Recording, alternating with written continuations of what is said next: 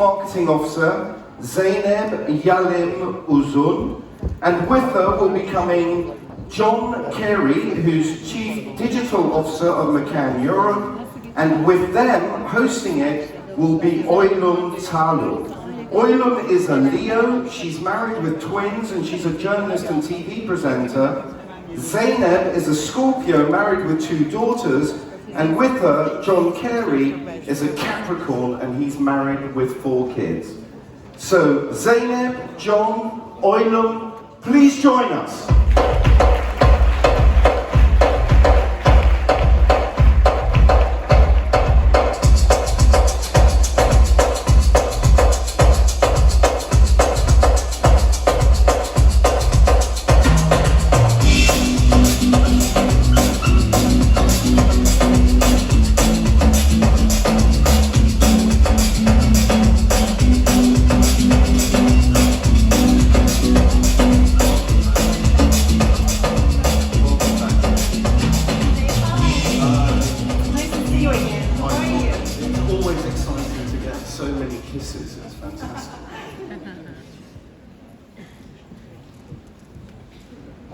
So, I think we can start. Efendim, İstanbul'dan dünya liglerine adlı oturumumuza hoş geldiniz. Marka Konferansı 20. yılını İstanbul'a ithaf ediyor ve gücünü bu dünyanın en güzel şehrinin bulunduğu topraklardan alarak dünyaya bir şeyler katmak için yola çıkmış bir markanın yolculuğunu konuşacağız. Beko'dan bahsedeceğiz. Hepinize tekrar hoş geldiniz diyorum ve hemen Zeynep'e dönmek istiyorum.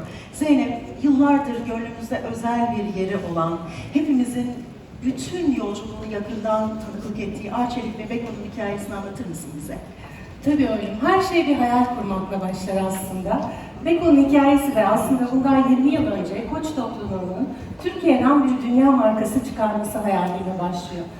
Bakalım bu salonda bu jingle'ı ve görüntüyü hatırlayanlar var mı?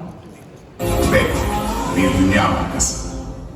Evet, boşuna söylenmiş bir söz değil. Hakikaten de 20 yıl önce bir dünya markası olmayı aklına koymuş bir markanın hikayesi ki bugün gerçekten 140'ın üzerinde ülkede sattığımız İngiltere'nin 1 numarası, Avrupa'nın 2 numarası bir marka olmuş durumunda Beko.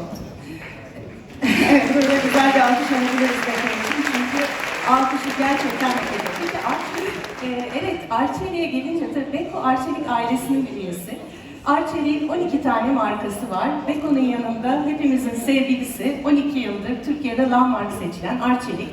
Aynı zamanda Pakistan'ın 1 numarası Dolans, Afrika'nın 1 numarası Defy ve Romanya'nın 1 numarası Arctic markalarına da sahip. Evet, Arçelik ve Beko, dünya markaları bunlar. Özellikle Beko'nun yolculuğu inanılmaz. Dünya Ligi'nde en üst seviyelere oynuyor ve orada kalmaya çalışıyor. Bunun için bir markanın muhakkak müthiş bir yol haritası belirlemesi lazım. Aksi takdirde orada o noktada kalmak mümkün değil. Neydi yol haritası ve nasıl bir yol haritası çizdiniz? Evet, kesinlikle haklısın. Şimdi tüketicilerimiz bizden aslında teknolojiden çok daha fazlasını bekliyor. Özellikle dünya tüketicisi artık bir markanın topluma katkı duyması, yapması konusunda son derece duyarlı. Tüketicilerimizin %82'si bizden bunu bekliyor. Biz de Beko olarak aslında bir konuda çok güzel katkı yapabileceğimizi düşündük. Dünyanın ciddi problemlerinden biri çocukluk yaşındaki obezite. Eğer hiçbir şey yapmazsak 2025 yılına kadar dünyada 70 milyon obez çocuk olacak.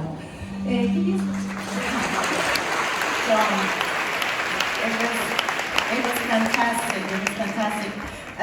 Do you like to eat broccoli, or do you eat broccoli? Should I say? Of course, he's going to Can I be honest? Be honest, please. It depends how you cook it. Your wife, for Very example. political. So you're one of the creators of this campaign. How did you take it further?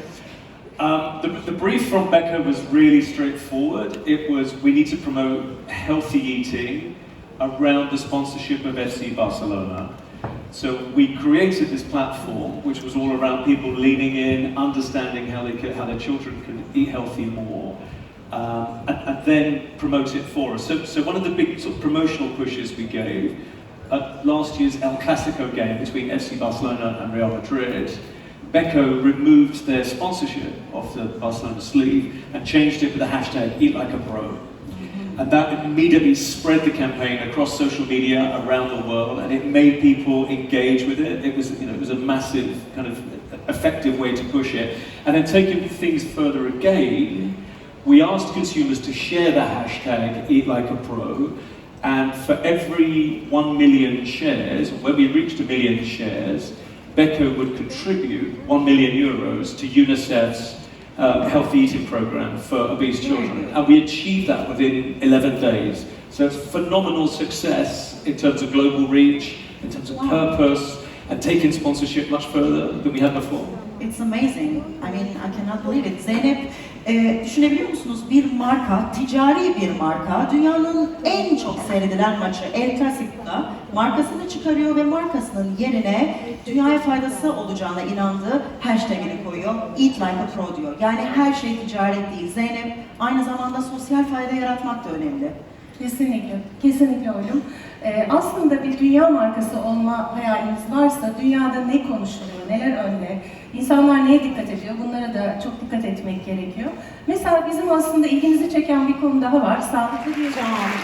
John, it must be super exciting working with all those celebrities, loved ones. Can you please tell us about the feedbacks?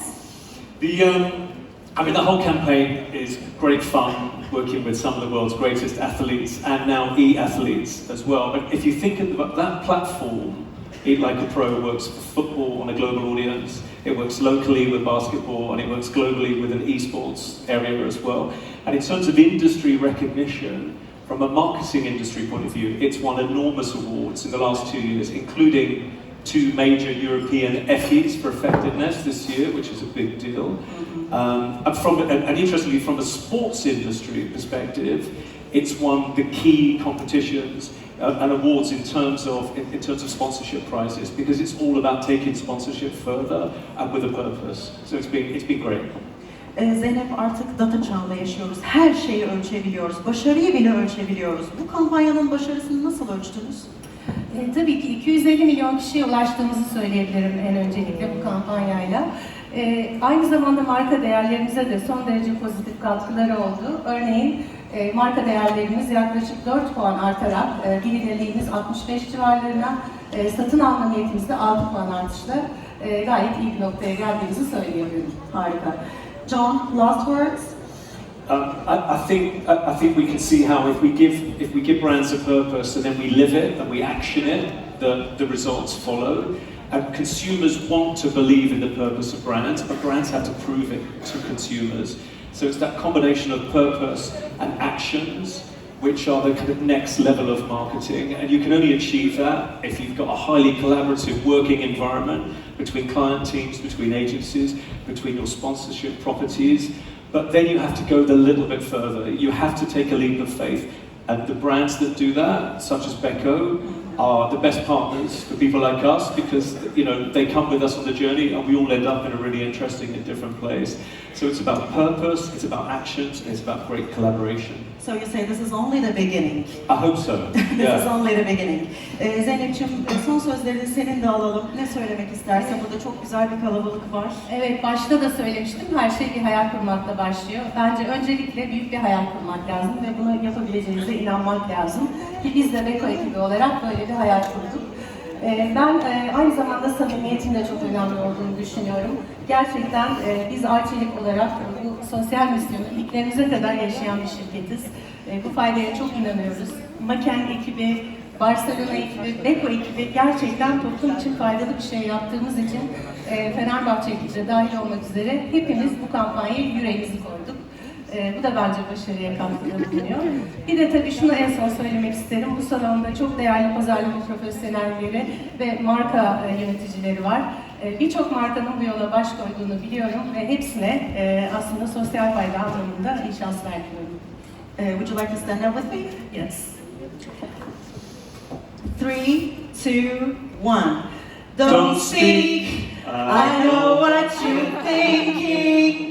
I know what your reasons. Don't tell me 'cause it hurts. Very good.